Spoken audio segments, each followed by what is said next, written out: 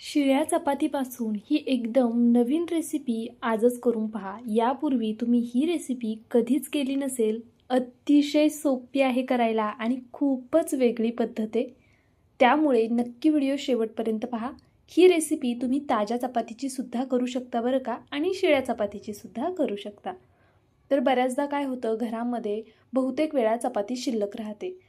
तुम्ही कितीही चपात्या असू द्या, त्याची आरामात ही रेसिपी करू शकता। आणि असं आहे की एकदा तुम्ही हा व्हिडिओ पाहिला ना, तर खात्रीने सांगते तुम्ही ताज्या चपात्यांची आवर्जून ही रेसिपी कराल, इतकी कमाल होते। मुलांना टिफिनना देण्यासाठी सुद्धा करू शकता, किंवा मग पाहुणे आल्यावरती त्यांच्या नाश्त्यासाठी करू शकता, किंवा मग तुमच्यासाठी सुद्धा तुम्ही जेवणात वगैरे सुद्धा ही रेसिपी करू शकता, कारण पोटभरीची आहे। आता ही रेसिपी करण्यासाठी इथे माझ्याकडे 2.5 चपाती शिल्लक आहे। त्यानंतरनं इथे मी 3 बटाटे उकडून घेतलेले आहेत।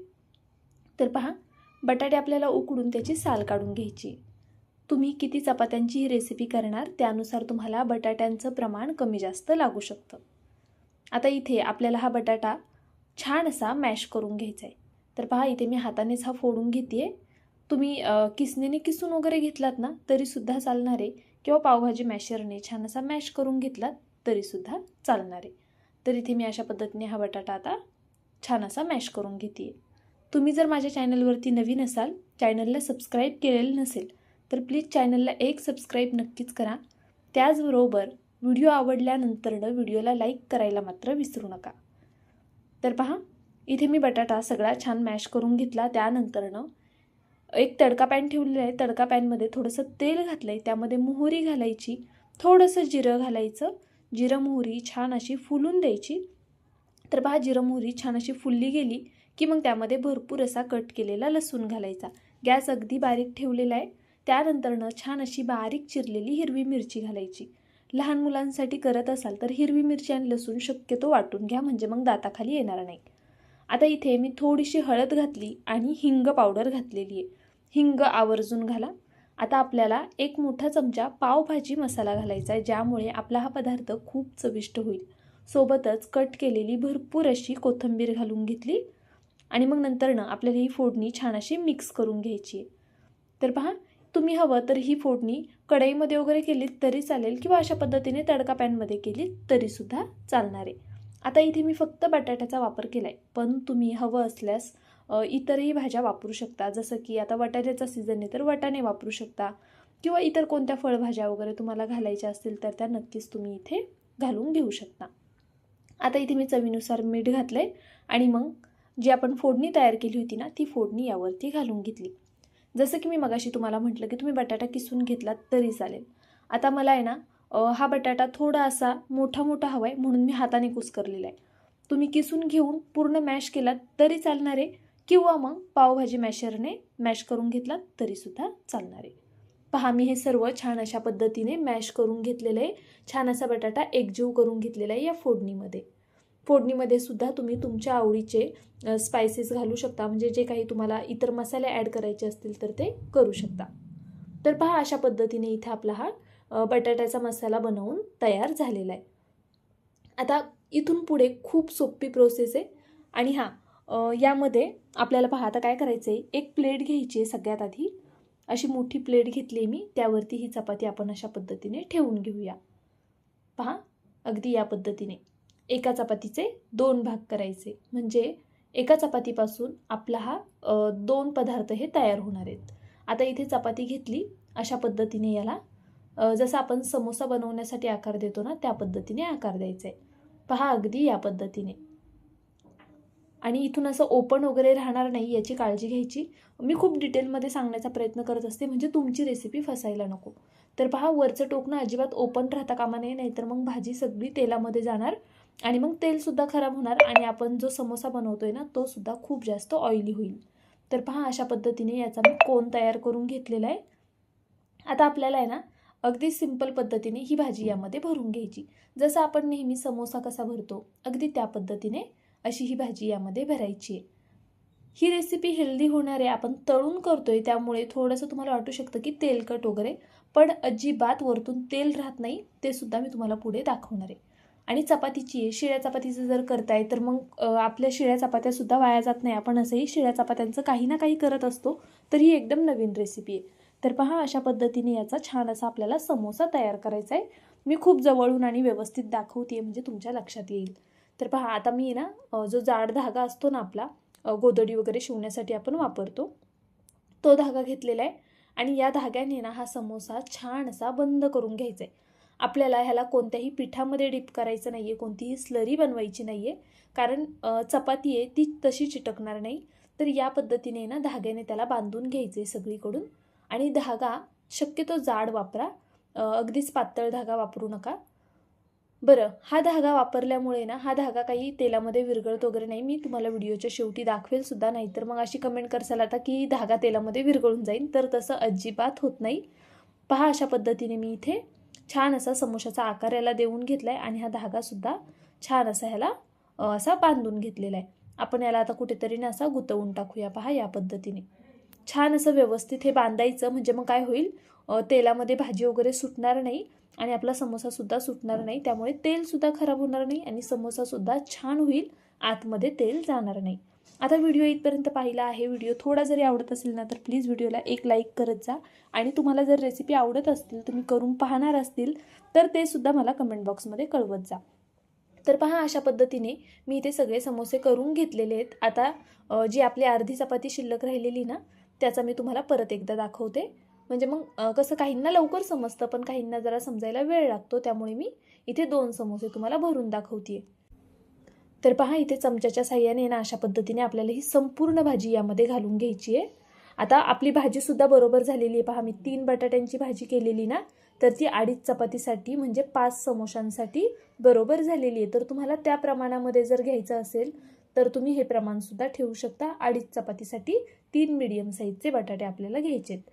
तर पहा इथे आपली भाजी भरून झाली की अशा पद्धतीने ह्याला बंद करायचे. बरं, चपाती आहे ना ही शिळी आहे, त्यामुळे हिला जर खूप जास्त असं, आता ही शेवटची थोडी जास्त भाजी राहिली होती ना, तर मग ती खूप अशी दाबून भरल्यामुळे चपाती तुटू शकते. जशी की तुम्हाला इथे वरती दिसत असेल थोडीशी तिला चीर पडलेली आहे.